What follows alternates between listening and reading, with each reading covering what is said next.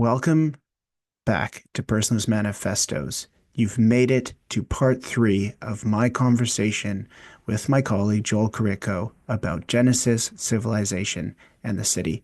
So if you haven't listened to the other two parts, you can go back and listen to them before you listen to this one.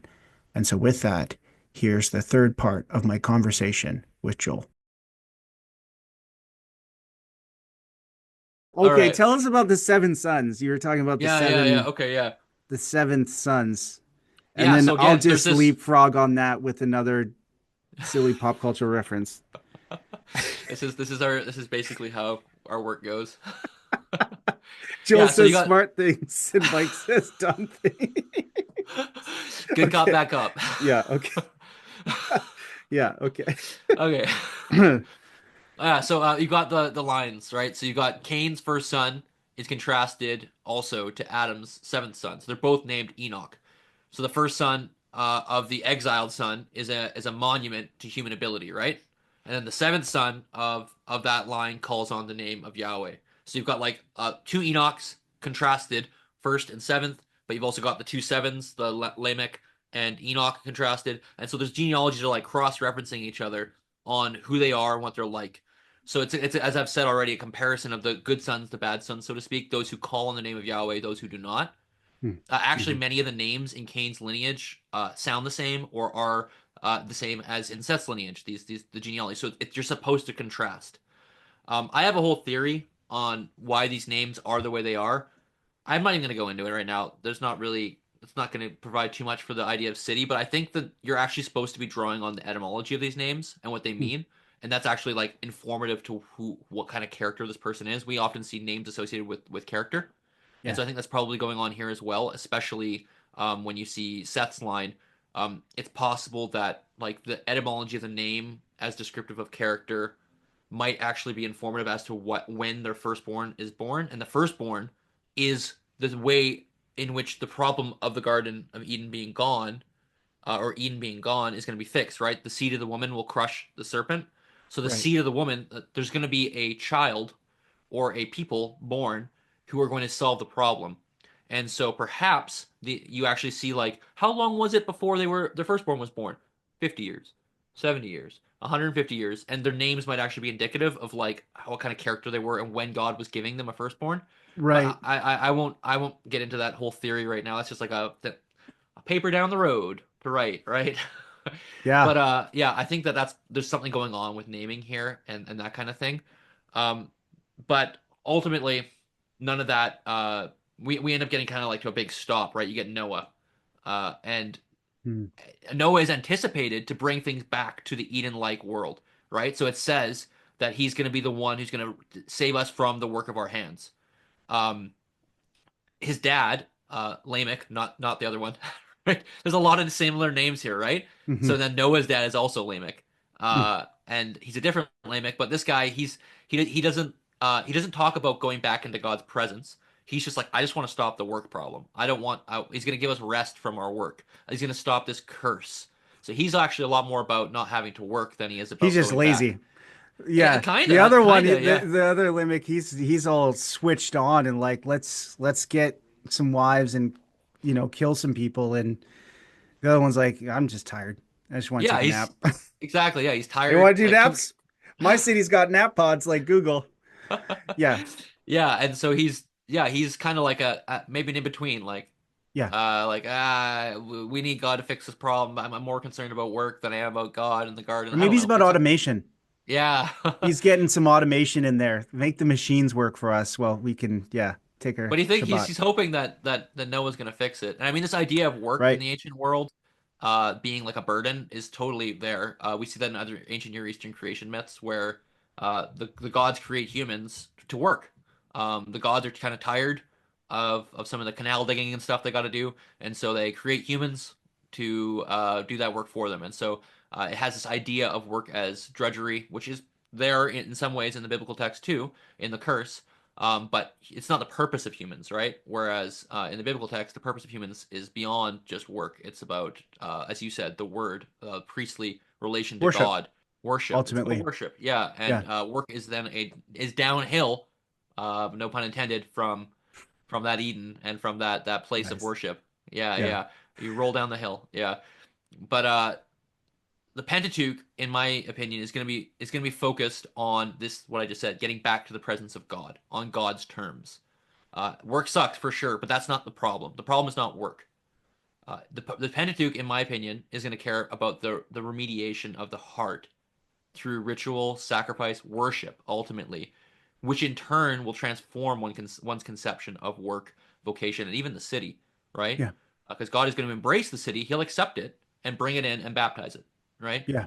But the whole point of the Pentateuch, in my opinion, and as it's been put together, is it's all leading to worship. It's leading to Leviticus. It's leading to the reinstatement of the Eden presence, the Holy of Holies, the glory of Yahweh dwelling in the Holy of Holies, which is the return to Eden, because now we have the ability to get back into that garden room, that antechamber, to be able to be in worship, in relation, in closeness to God again, like we lost in Eden and in the Garden of Eden.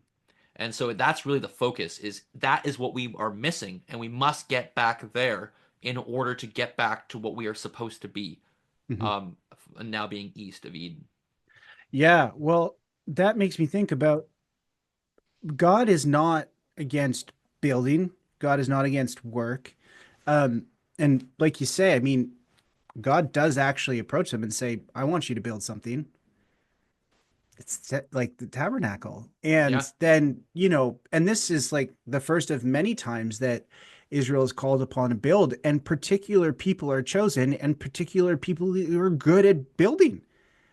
And there's lots of descriptions about what type of materials are used and what types of dimensions are used and the type like and the intentionality and the skill that goes into it. It's not like God is against building and innovation and skill. What God is against is all of those things done for, you know, yourself and your people and not for God and other people, right? Like, and so I think, is it right to say then that this kind of relativizes work? So on the one hand, like there's the curse, right? You have to toil to get your food from the ground, so it's a sign of curse, but it's also the sign of your sustenance. But it's not totally condemned, but it's also not the thing that's going to save you. It's just the Mm. way that you're going to make a go of life and keep living so that your ultimate purpose, worship, relationship with God, becomes possible. I mean, Ellul talks a lot about works. He kind of obsessively talks about work actually. Um, and he actually engages with the pun intended work of Marx on work because Marx is very preoccupied with work, as are most late modern folks. And of course, for Protestants, works don't save you, but you're also called to work. So it's this tension here of like putting work in its rightful place, I suppose, is the way to Hmm. to sort of tie those threads together. Yeah. Is It. that It. is that how work is being dealt with here? Yeah. It certainly is giving you priority. It's Yeah. setting priorities for you, and priority numero uno is not yourself, Hmm. like Cain. Priority numero uno is worship. Yeah. It is leading people, creating a people through whom worship can occur, and the presence of God can then be mediated back to Israel, and from Israel out to the world, to the nations. Yeah. Which That is is why like Sabbath is that's so yeah. important, Oh, is Sabbath right? ever Sabbath important? is the day Yeah, that gets your priorities straight. It's the yeah, day of rest from work so that you can worship and rest like God rests, not because God was tired, but you rest in creation. You settle into creation yep, and learn what it means to settle in. So then the other 6 days, when you get to work, you remember the God that made all of this possible. And from yeah. that posture, right? It's restful worship. It's not just rest. It's worshipful rest, right? It's like being able to take time to stop, look up, and worship, and in so Yeah. doing, be transformed into the people who you're supposed to be. There's There's a reason the a, sign of the yeah, covenant, right, is the Sabbath. The sign yeah. in Exodus 31. Uh, That's very important. So important that perhaps the golden calf narrative also is about Sabbath. Boom. It's it, right? I just put that on the tee and you saw it. Well, and it's funny actually, I'm not going to name names just but you and I both have a student, an undergrad who was talking we actually, go through Sabbath. What does it mean? And we were talking recently and he's like, yeah, before, we talked about that. He's like, I really was trying to commit to Sabbath and uh I was really opposed to like doing anything on Sundays, and my family just got mad at me because I was like, I'm not doing chores. Like, this is my Sabbath. It's my time to play video games. Yeah. And he's like, but after learning a bit more about Sabbath, I see what was going on Yeah. there. Yeah. It's not just a day to avoid your chores and Yeah. jump on, Xbox Live or whatever. Yeah. Yeah. It's yeah. Yeah. Anyway, If it's so not worshipful rest, it's not Sabbath. Yeah. yeah, exactly. Okay, Totally. let's talk about Noah though. I know you By the got way, some stuff I'm on all Noah. for video games and play some video games on the Sabbath, but if that's Oh, all you're doing, yeah, yes. If you're no, I mean his point, his growth edge was maybe it's not about not doing chores and just doing something that I want to do, right? Maybe it's about more than that. oh Maybe it's yeah, about spend a little time, you know, playing playing your game, but actually make some time to maybe clean something up to show the people in your family you care about them and you want to help them out. And God's not going to be mad at you for doing that chore because it's not about not doing chores. It's about learning how to live in such a way that everything you do shows your care and appreciation for God and for other people. Yeah. totally, yeah, absolutely. I just think it's Uh, funny the image of a teenager being like, Sabbath's about me playing video games. Gosh, mom, get off. Mom, Get my back. mom, I want to clean my room today. Gosh, mom. where are my chicken strips, mom? Mom, I thought Mom, you were making my mom, chicken strips. meatloaf. You didn't give me plum sauce, mom. Mom, It's my why is it? Sabbath. It's my Sabbath. Gosh, why can't Dad mow the lawn? He likes it. Yeah. Okay. Okay, Noah. anyways, yeah, so we're back to Noah. Humans don't get rest from work, they just end up going to the grave with floods. Mhm. So like human evil becomes a huge problem, and Yeah. God decides instead to recreate the world with the flood. I kind of take this as a warning shot story to Mhm. humanity. That's what it's kind of teaching, that God can end things if he so chooses. But that like the narrative through line is that it doesn't fix humans, right? So if you did start over with one person who was righteous, it says Noah was righteous. Uh, Even that righteousness is still messed up. There's still a heart problem here. Noah's not actually perfect, right? Mhm. People need da da da dum drum roll. They need the presence of God to return, like I just said. They need God to guide them into what it means to be fully human, to being who we are meant to be. And you need the presence of God. You need the return of that garden, return of Eden, which we'll find ultimately, like I said, in Exodus and Leviticus. It's where it's all going to lead. But Noah doesn't have that, and Noah he ends up screwing things up, gets drunk. But yeah, that's supposed to teach you that even if God decreated the world, even if God started with another person who was pretty righteous, there's still the problem of the return of the presence. You need the presence of God to guide in life.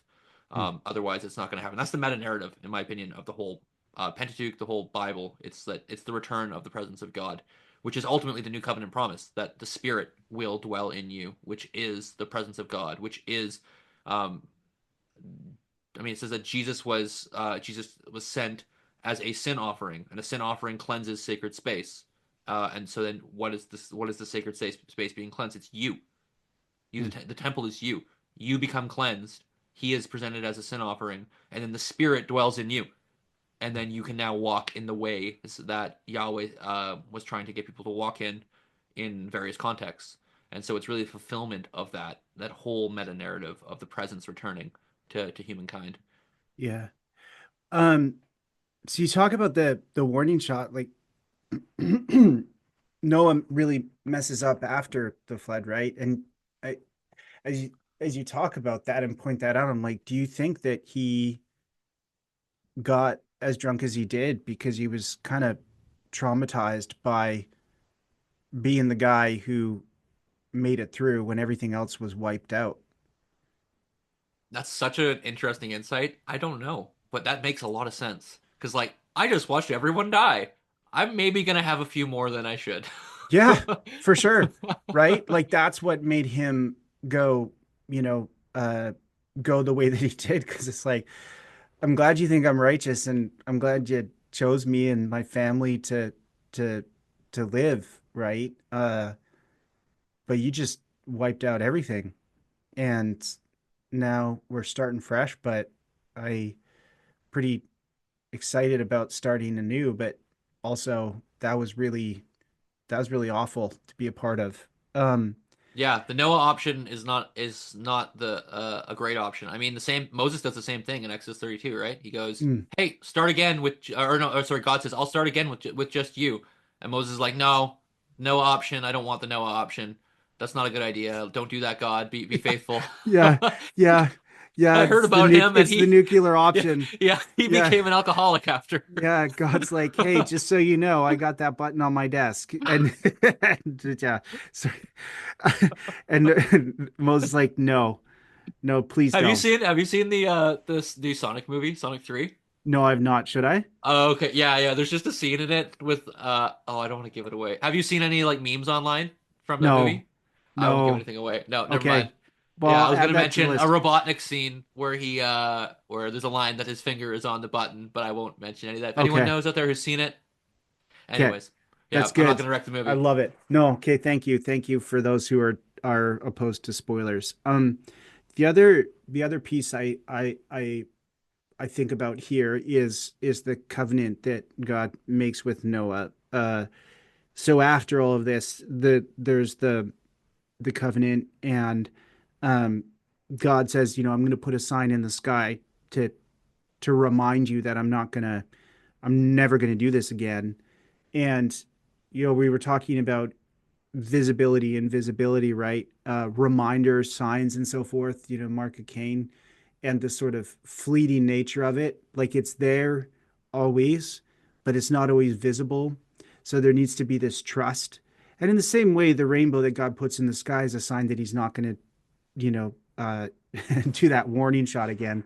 Rainbows are there sometimes, but not all the time. And they're there just enough to be a visible reminder, but not there so much that you're just like, ah, rainbow. Yep. Um, Ellul takes this and actually, in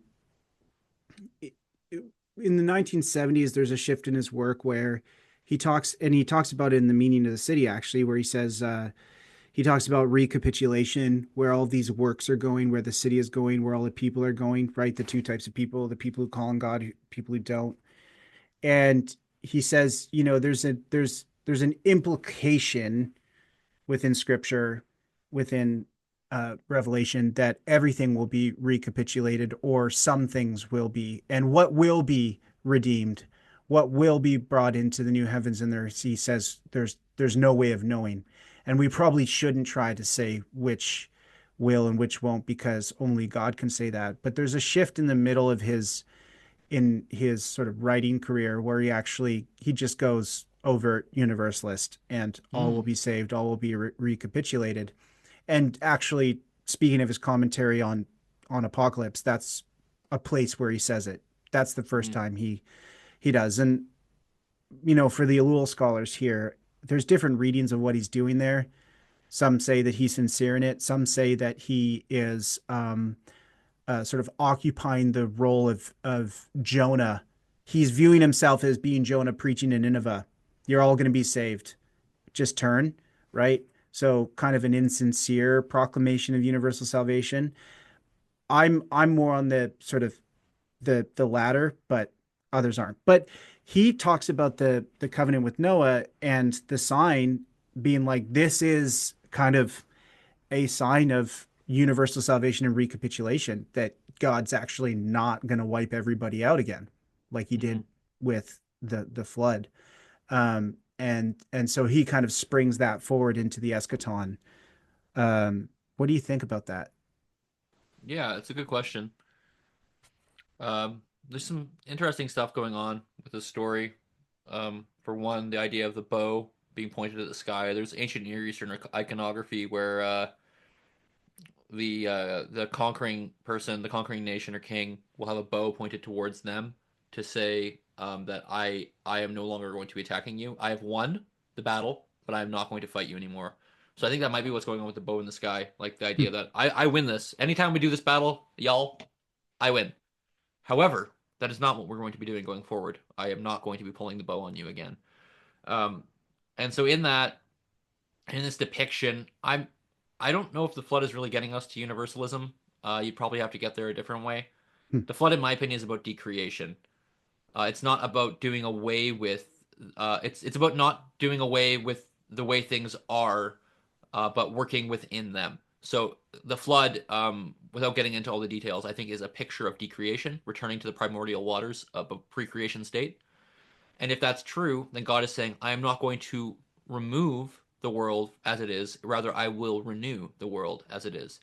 And so it's a commitment, rather, not that everyone's going to be saved in the end necessarily. If you want to argue that elsewhere. But this is rather talking about I am committing to the way things are, the stable seasons, the stable world, and I am going to renew it a different way, which is ultimately Hmm. Plan Abraham, right? Yeah. Yeah. Yeah.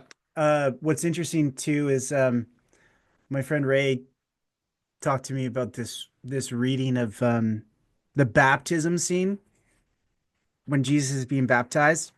Not only is that Jesus being baptized, but it's Jesus baptizing the river and the Mm-hmm. the living water that flows out, right? And so he said one way to read that is like the word being added to the water, and that's the moment of God's uh making good on the promise to renew all of creation. And then I was like, whoa, that's crazy and so cool. And then I was like, and then that almost even goes back further, not even just to like this idea of renewal, like through the flood with Noah, but back to the rivers that go out Mm-hmm. from the Garden of Eden, right? That are the Mm-hmm. source of its, vegetation and fertility and all that sort of stuff. Mm-hmm. So that's kind of, springing forward to the incarnation and what's going on in that baptism. Oh yeah, totally. Yeah, no, the symbolism is rich, especially in the New Testament. There's all these layers that it's working with.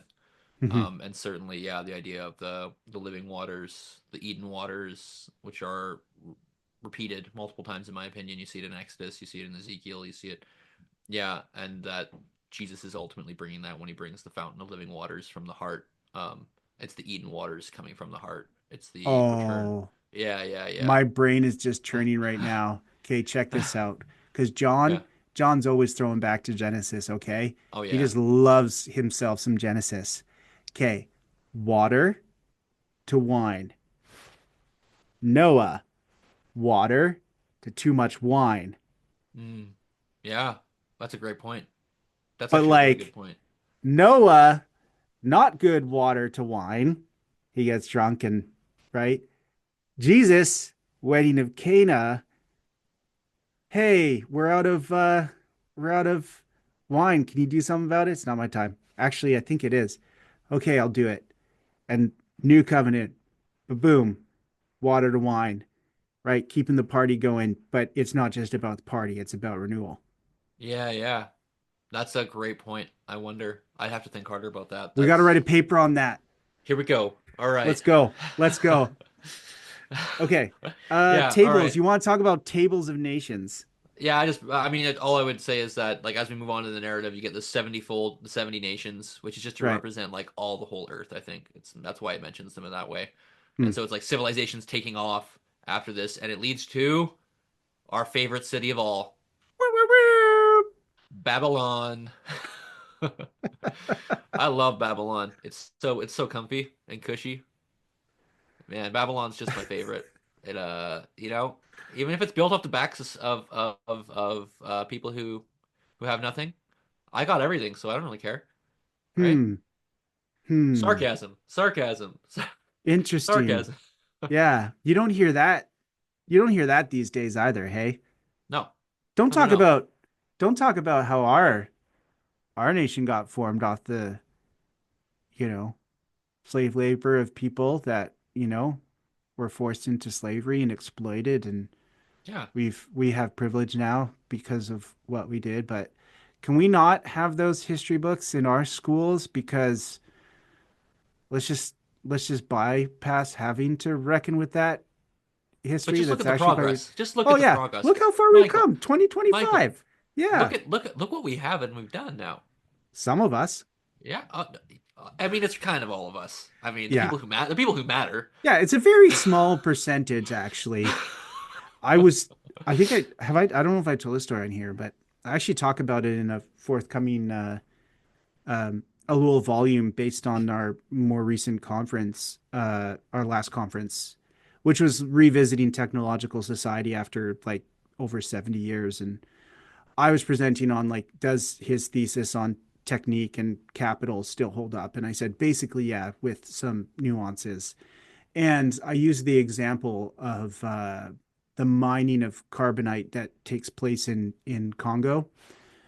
Congo has some of the most, actually all throughout history, it's had materials that everybody wants, and so that's why it's constantly colonized and tragically so. But one of the materials it has is a lot of carbonite. Carbonite goes into rechargeable batteries that go into our smartphones, computers, um, cars, electric cars and stuff. But the mining practices that are are used in order to get it, I mean, it's like women and kids burrowing into the ground with bits of rebar, you know, chipping carbonite out of the ground. And sometimes these mines collapse, and carbonite is actually it has radioactive material in it. So if you don't suffocate underground or die instantly from the ground crushing you, well, maybe the radioactivity of the material will give you cancer and so forth. And so I was like,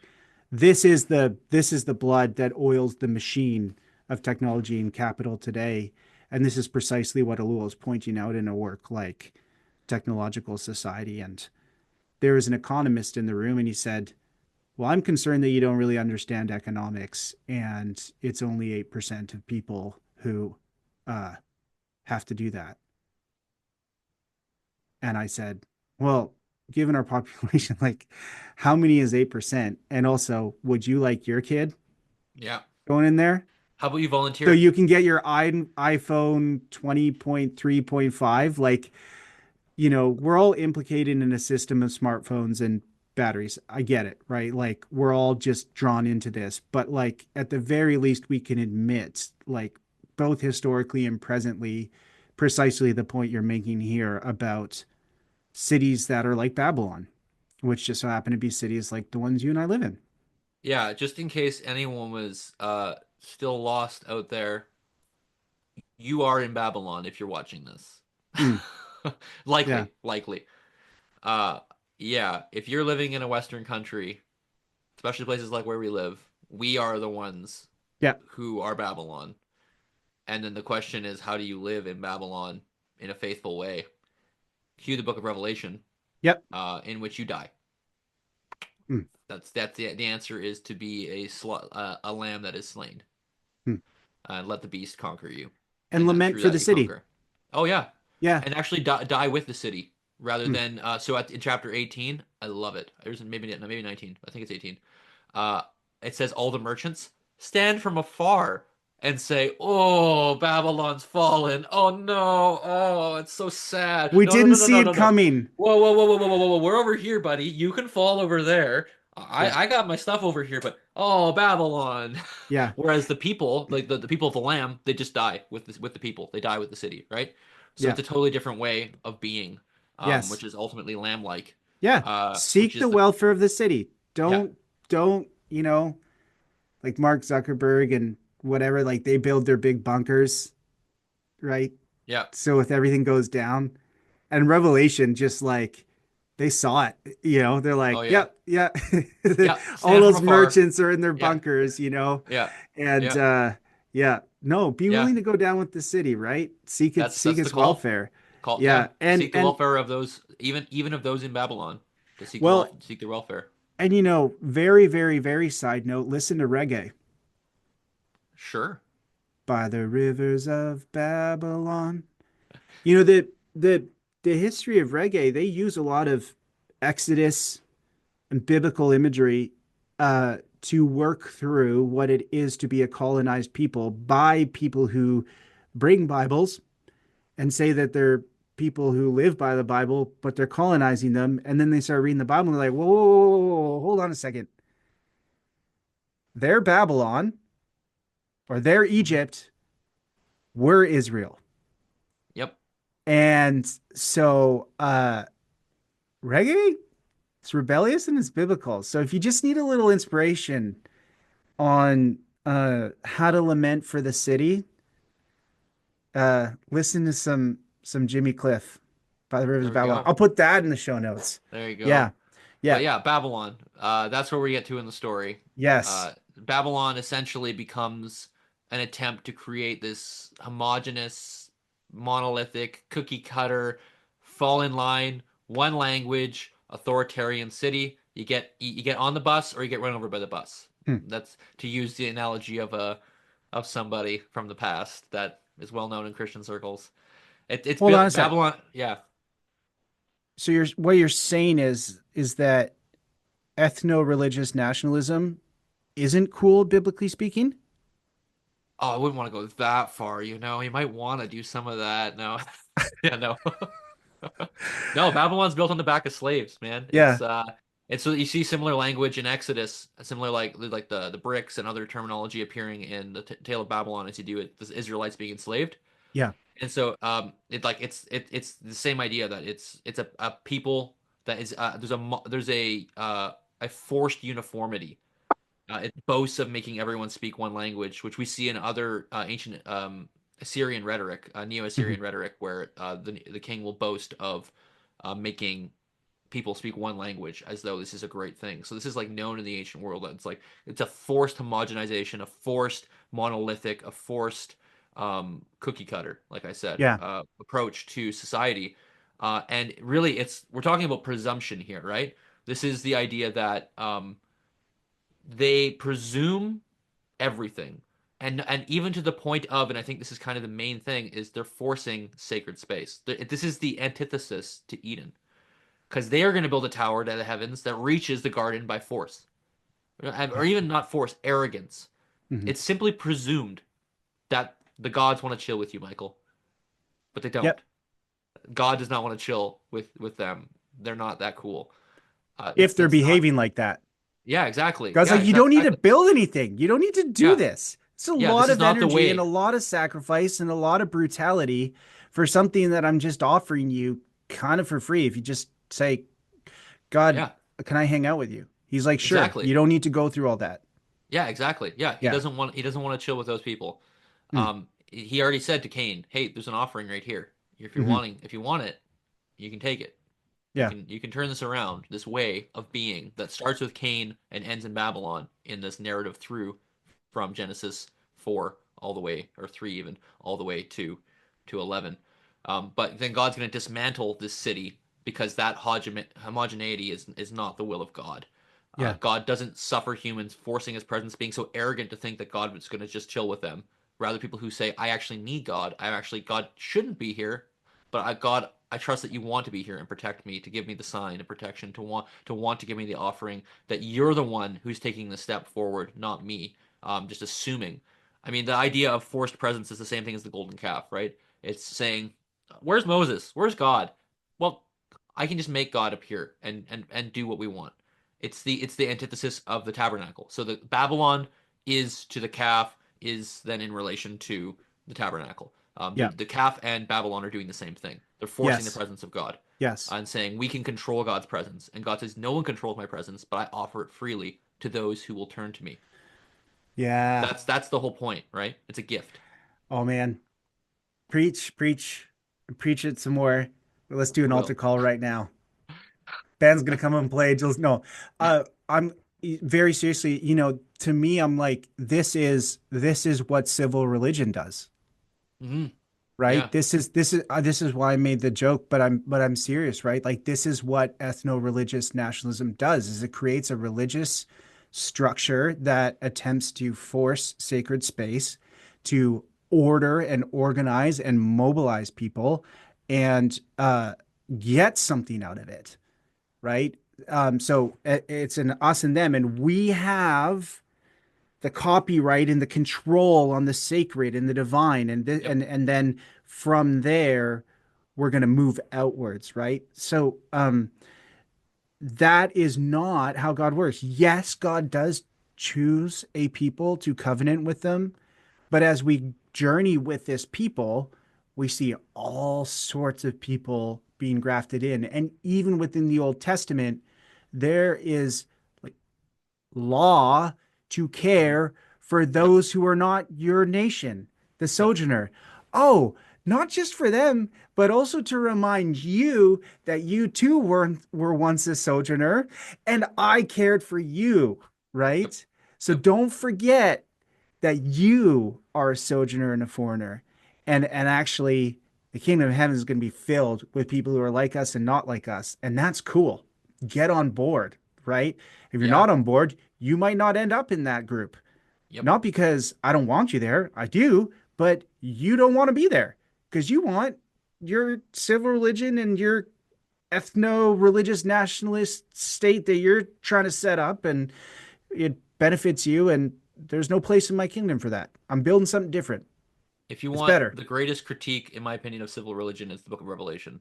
The Come entire on. book is it is a counter critique of what's going on in Rome at the time, of emperor worship, and of saying, hey, just worship along with side of us, worship the state the way that we're doing things, and if you do so, everything's gonna be fine. But Mhm, mhm. if you don't fall in line, then there'll be some consequences, okay, for not being a team player with us, okay?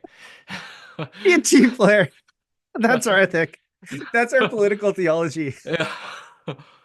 Yeah, and you better support Babylon and the systems that Babylon has created, Yeah. um, or else, like again, you're not a team player and you're out, and you'll face the consequences. So Yeah. that is Don't the Book of don't be a Revelation is all team player. about that.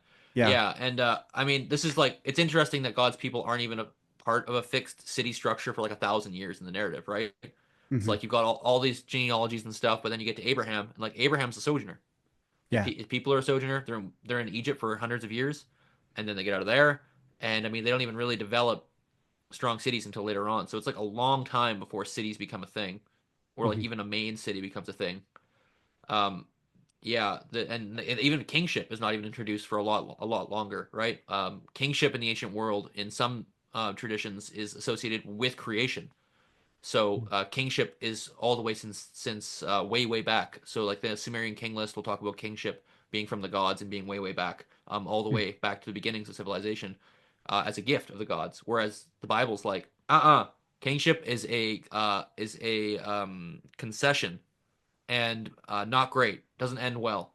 Just read First and Second Samuel. Everyone is stabbing each other in the back. Then read First and Second Kings. Everyone is stabbing each other in the back, Hmm. Hmm. and the monarchy is only problematic, Yeah. and people are terrible. And yeah, Yeah. sorry, go Well, ahead. I mean, we've talked about this before, and I talk about it in this political theology microcourse that I do. That I talk about the origins of civilization and politics, but then I call it the "we want a king" syndrome. So God says, I'm going to get you a king. Don't worry about it. Um, but then they in Samuel say, we want a king, not now, like you said, we want a king like other nations, aka we want a king who's a bully like the other kings, right? A Yep. quasi-divine figure who's going to protect us because we're threatened. And God's like, you know what that means, right? You know how that's going to go. Like I can, if you want that, I'll give you that. I mean, I have better type of king in mind, but if you really want this, like they're going to be exploitative in terms of labor. Your sons are going to be enlisted in the army and they're going to have to fight.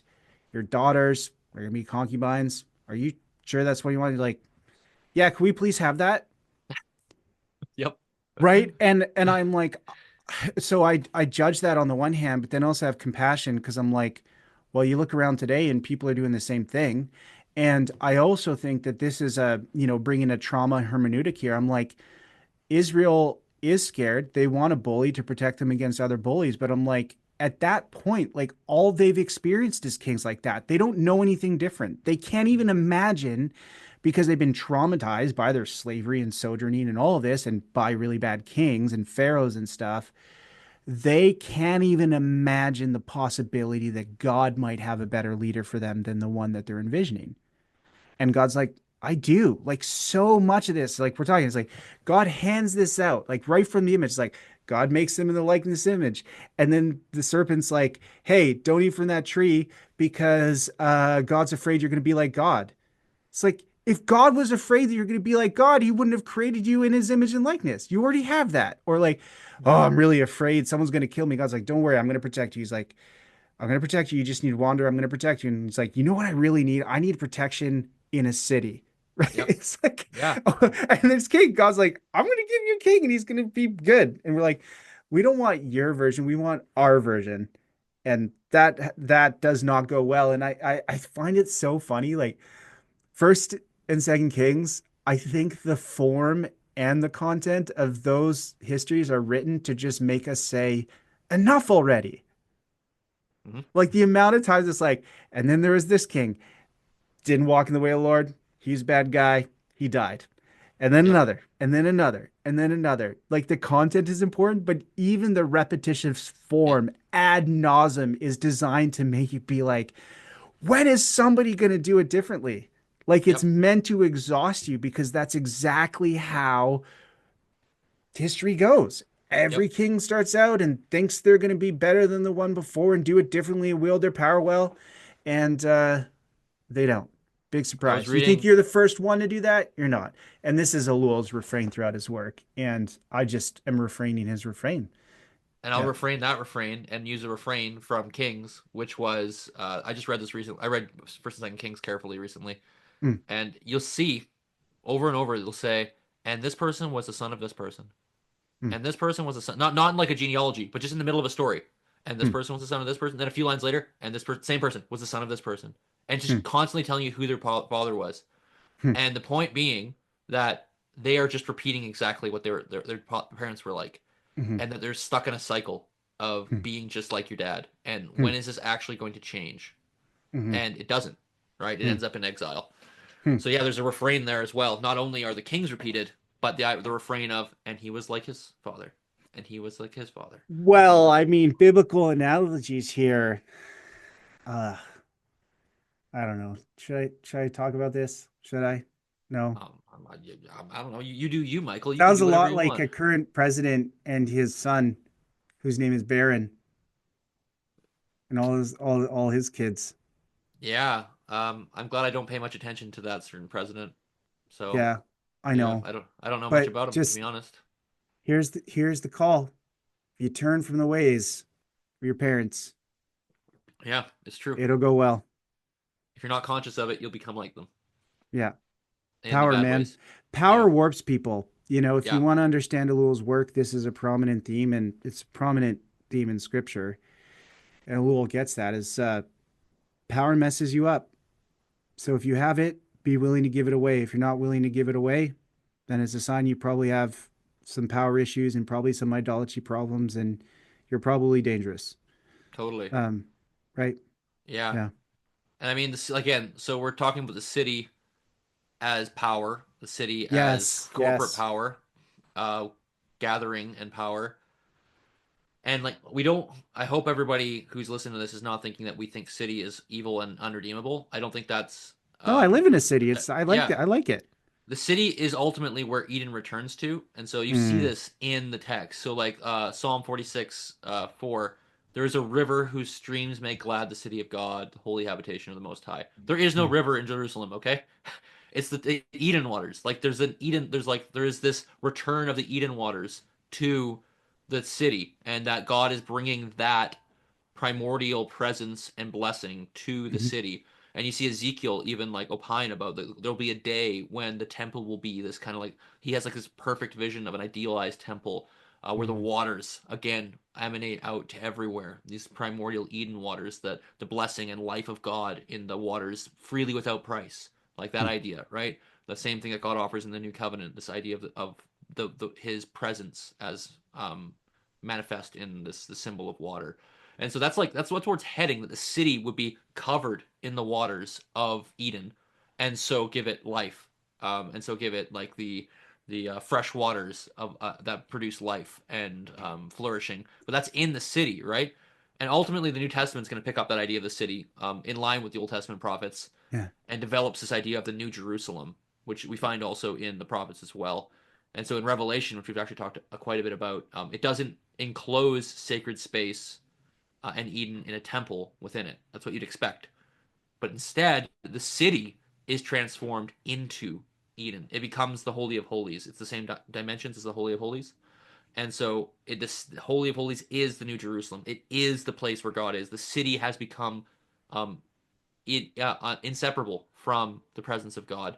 And there's no temple anymore. There's no need for that. And so civilization and city are baptized by the Holy of Holies in that Mm. way. And so there's a vision of a garden city, of a city where both the Garden of Eden, that original pre modern, pre agriculture Adamic way, gets melded in with the beauty of multiple civilizations and people groups and ethnicities and diversity in the city, and the city that can have power and use power and wield power, but all of that in the ways that are right. And so you see, it says outside of the city are the murderers, are the abusers, are all that. So they're out of here. They're not allowed in this baptized city, Yeah. baptized in the presence of God. So the Yeah. place, a city that is actually hospitable and habitable by God in the end. So Yeah. that's the ultimate vision for the city. So it starts off very much being questioned, and rightly so. And without certain things like calling on the name of Yahweh, this city thing and technology thing is going to be a problem. But ultimately, it ends with God baptizing all technology and all city with His presence, in a redeemed way. So it's I love the Bible this way because it's always it's never it's very often not doing black and white. Mhm. A lot of the time it's saying, hey, there's a lot of things to think about in the middle here. There's gray, like with the king. It's like, well, it could have a king who's good, but you have a king who's bad. So what would a good king look like, right? And it's asking these questions. And what would a good city look like? What would it look like for God to baptize the city and make the city into something that's different? Yeah. So I mean, that's ultimately where it goes. Yeah. Um, Well, okay. And what's by the river, Joel? what do you mean? Trees, Oh yeah. Oh yeah, yeah, yeah. You mean right? in the city? Like that Yeah. there's the Yeah. trees, Yeah. but yeah, there's a So, river going through, and there's trees, the tree of life, bearing fruit in all seasons, which means it never goes bad. yeah. There's never rotten fruit or unripe fruit. It's just always in season, and that life is always in season. Eternal life Yeah. is always in season. Yeah. Yeah. So that's the trajectory, right? And reading Ellul's Meaning of the City, it helped me see that actually you can just uh trace the different stages of the covenant, the different stages of God's plan, the different critical phases of the scripture are just by trees.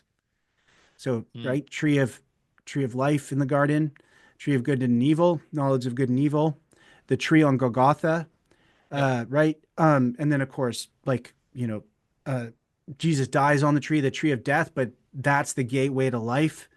And whereas before, um, don't eat from that tree. Jesus then says, take and eat the fruit of this tree. You'll be saved. Yep. And then that threads all the way through to by this river, tree of life, as a sign of how far we've come. Hmm. And it makes me think about adoption when I hear you talk about this. It's not it rarely seems to be black and white.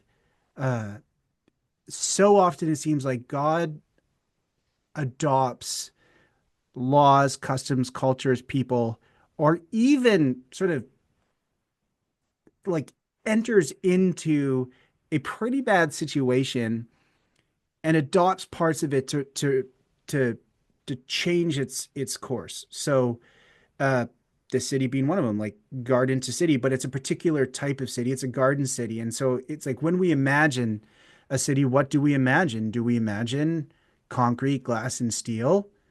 Or do we imagine this type of city where it's lush and there's enough food for everybody? And yeah, it has walls, but wait, the gates are open all the time. And and all the nations come in bringing their stuff. And so I'm And they're like, made out of giant pearls beyond yeah, imagination, which would be of infinite value. The yeah, streets are literally made out of gold, so all the things yeah, that Babylon values now, it's just like nobody even cares. It's like yeah. that's what the dust is made out of on the ground. Yeah, and I love that there are walls, but they're never totally closed off by the gates because they're just there to remind us in the eschaton how stupid walls and gates were Yeah, and hard borders were.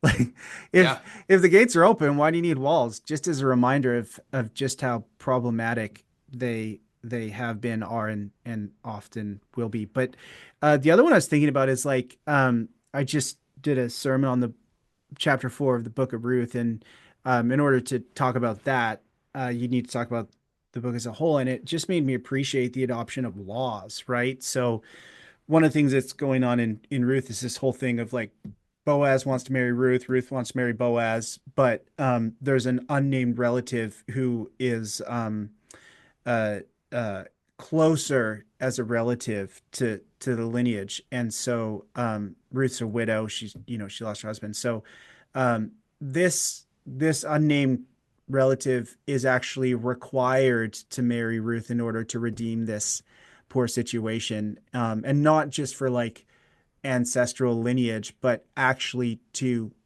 like provide security and care for the widow. Um, so God adopts that, but then this unnamed redeemer backs out, even though technically someone could have been like, "You're actually legally required to do this."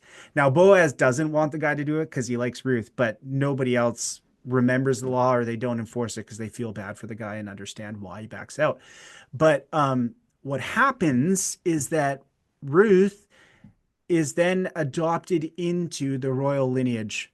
She becomes part of the line of David, a foreigner, a Moabite, brought into Israel, becomes part of the royal lineage, and then Jesus born or whatever. What's really cool is you get to James, and James says, "What's pure religion? Pure religion is this: caring for the widow and the orphan." So I realized I was like, well, initially there's this custom, right? And God adopts it. Marry the widow so you can take care of her. You get to James, after Jesus, and Jesus is like, you don't actually got to marry him, you know. You can just get to know him and look out for them. oh And totally. that's kind of like adoption and like sort of diverting the river towards a better outcome. And in the same way, it's like the adoption of the city that is something that is problematic, right? But it's like rerouting it to something better, a better outcome and a sign of God's grace, not just like total wipe the slate clean, but just like I can work with that. It's I'm not gonna, accommodation. yeah, Yeah, accommodation and that's patience how I and grace. Yeah. start. That's how I start my OT class for second years. Hmm. Just the first thing I say is, and by the way, all of this is accommodation. God accommodates through not Yeah. only the text, but through the ways of life. And God accommodated the city, and He took the Yeah. city and He made it something else. And He's still calling for that, and that's what we're supposed to Yeah. be doing as Christians to create that alternative city, the city of God. Yeah. Yeah. Yeah, for sure. Um, any final thoughts as we close down here? I'll give you the last word. I mean, no, that last word was what I said, that it's baptized. The city is baptized, and it's become something else. It's a great thread and through line. I mean, there's lots of people have written on this kind of thing too, and yeah, I would encourage people to keep thinking about it, Hmm. and also to check out Michael's work over here. My guy, Michael Morelli. Yeah, so if you're tuned in here from my side of things, check out Michael. If you like conversations like this, guess what? There are more. So Yeah.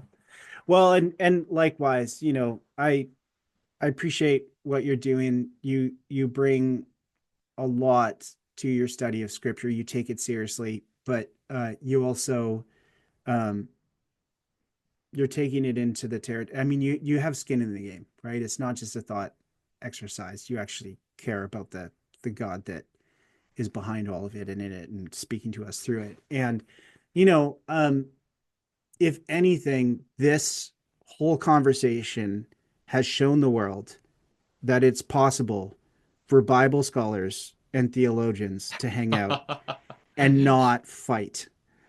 And it's this to me is how I I want to see theology as a whole, and I include biblical studies within it, or right, like that it's study of scripture with a view to theological understanding, with a view to how this actually cashes out in real life.